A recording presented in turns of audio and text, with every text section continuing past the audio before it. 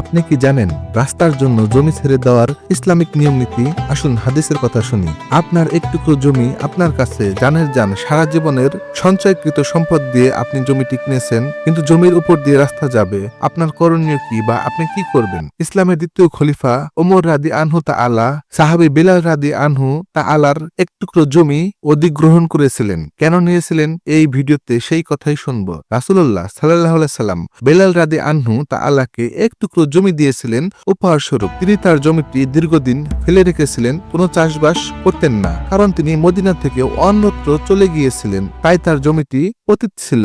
ওমর রাদি আনহু তাআলা চিঠির মাধ্যমে তাকে জানিয়ে দিয়েছিলেন, তুমি তোমার চাষযোগ্য উর্বর জমিকে চাষাবাদ করো, এভাবে ফেলে রেখো না, নয়তো আমি তোমার জমিটি নিয়ে নিব। বেলাল রাদি আনহু তাআলা তার কথা বিশ্বাস করেনি। তিনি উত্তরে বলেন, মুহাম্মদ সাল্লাল্লাহু আলাইহি সাল্লাম আমাকে জমি দান করেছেন, সেই জমি আপনি নিয়ে নেবেন।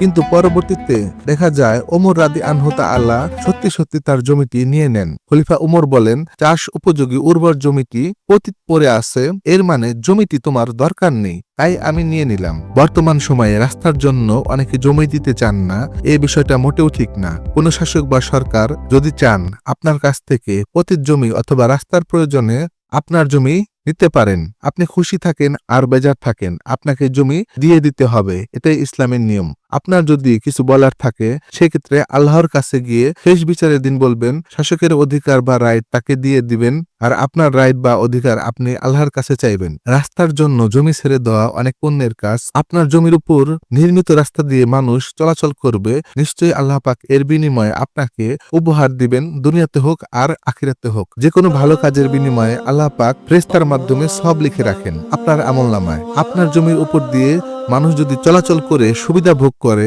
বা তাদের যাতায়াতে উপকার হয়, আপনার উচিত রাস্তাটি বন্ধ না করা। একজন মুসলিম কখনোই অন্যের চলাচলে বাধা প্রদান করবে না। আল্লাহ আপনাকে মুসলিম বানিয়েছেন, মুসলিম পরিবারে আপনাকে জন্মগ্রহণ করিয়েছেন, এজন্য আমাদের উচিত আল্লাহ পাকের শুকরিয়া আদায় করা এবং ইসলামের সকল বিধান সঠিকভাবে জেনে শুনে পালন করা।